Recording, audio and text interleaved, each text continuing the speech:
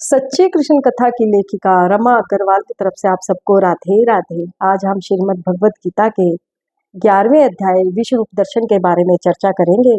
इस 11वें अध्याय में श्री कृष्ण भगवान ने अर्जुन को अपने विराट रूप के दर्शन करवाए हैं। अब तक श्री कृष्ण भगवान अर्जुन को केवल ज्ञान ही ज्ञान दे रहे थे, परंतु 11वें अध्याय में श्री कृष्ण भगवान ने अर्जुन के कहने पर श्री कृष्ण भगवान ने अर्जुन को अपने विराट रूप के दर्शन करवाए। यहाँ मैं आपको एक बात बता देती हूँ। श्रीमद् भगवत गीता अपने गीता ज्ञान के कारण और इसी ज्ञान को देते देते श्री कृष्ण भगवान ने अर्जुन को अपने विराट रूप के दर्शन करवाए थे, इसलिए यह श्रीमद् भगवत गीता इसलिए भी प्रसिद्ध है। जिस समय कुरुक्षेत्र में महाभारत का युद्ध चला हुआ था और श्री कृष्ण भगवान ने अपना रथ दोनों सेनाओं के मध्य खड़ा किया, अर्जुन ने जैसे ही अपने परिजनों को देखा तो वह मोहग्रस्त हो गया। वह युद्ध नहीं करना चाहता था।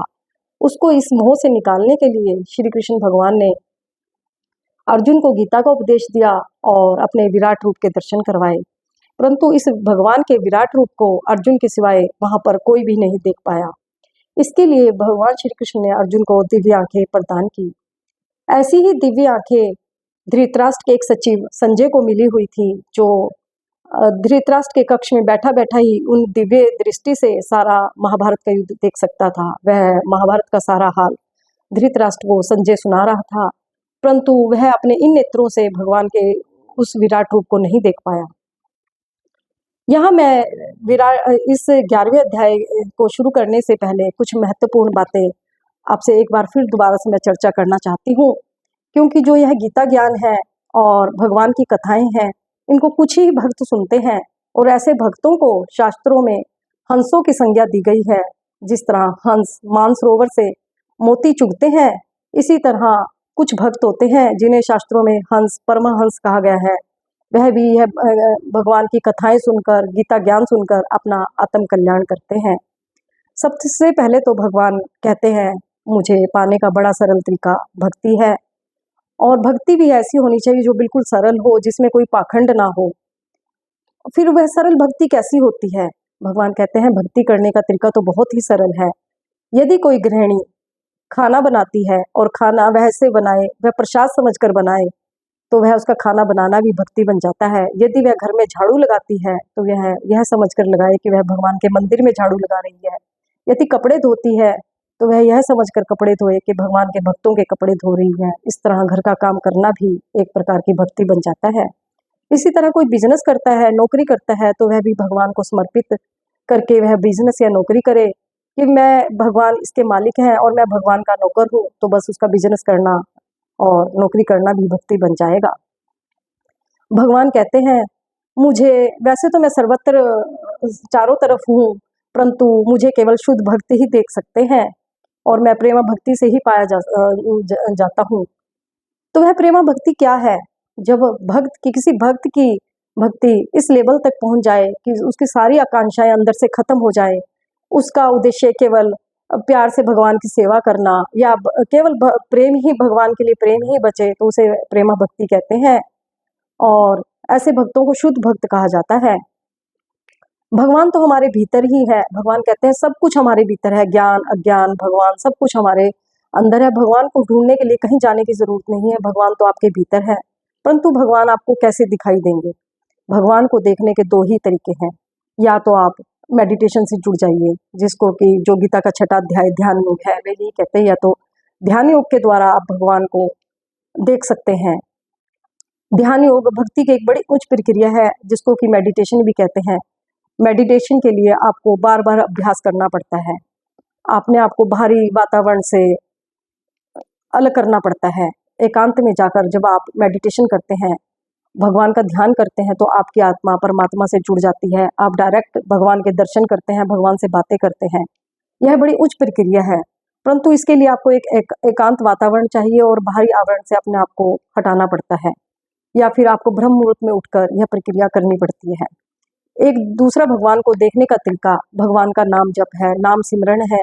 जितना आप ज़्यादा से ज़्यादा भगवान का नाम जपोगे, नाम सिमरन करोगे, आपका हृदय भगवान का नाम जप करने से आपका हृदय शुद्ध हो जाएगा और आपके अंदर के विकार सारे निकल जाएंगे।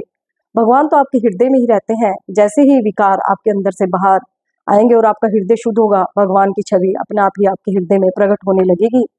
आपको एकदम से भगवान की छवि नहीं दिखाई देगी, कभी तो आपको भगवान का वक्षस्थल दिखाई देगा, कभी एक मुंह दिखाई देगा, कभी एक हाथ, कभी एक पाँव, कभी केवल भगवान के आपको वक्षस्थल पर वक्षस्थल वाला हिस्सा दिखाई देगा जहाँ पर हारों से जो विभूषित है, कभी शंख चक्र आपको दिखाई देंगे। और जब आपका हृदय पूरी तरह शुद्ध हो जाता है तो पूरी की पूरी छवि भी आपको भगवान की दिखाई देने लगती है।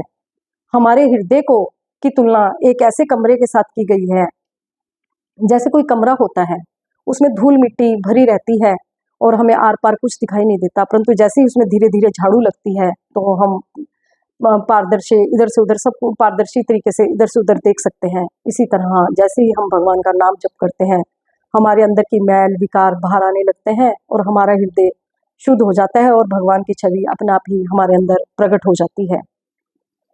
तो भगवान कहते हैं जो शुद्ध भक्त होते हैं वह मेरे दर्शन कर सकते हैं। मुझे पाने का तरीका केवल प्रेमा भक्ति है और शुद्ध भक्तों के मैं हृदय में वास करता हूँ और शुद्ध भक्त मेरे हृदय में वास करते हैं।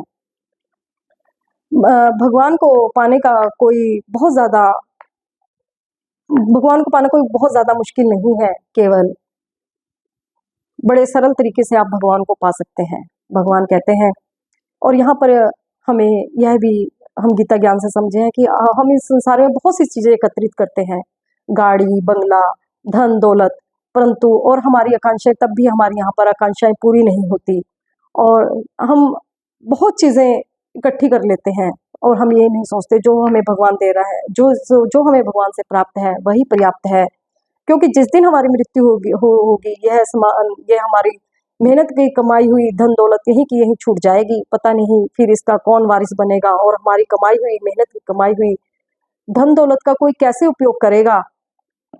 और हम यह भूल जाते हैं कि जो असली दौलत यहाँ से हमारे साथ जानी है, भगवान का नाम सिमरन, हमारे अच्छे कर्म, वह हम इकट्ठी करना भूल जाते हैं। इसलिए आप भगवान का ज़्यादा से ज़्यादा नाम जपिए, नाम सिमरन कीजिए। जो भगवान का ज़्यादा से ज़्यादा नाम जपते हैं, सिमरन करते हैं, उनकी कुछ समय के बाद शक्लें बदल जाती हैं। आप नाम जप करने वालों की शक्लों में, उनके शरीर में धीरे धीरे अपना आप ही एक परिवर्तन आ जाता है, उनके नेचर में भी बहुत फर्क पड़ जाता है।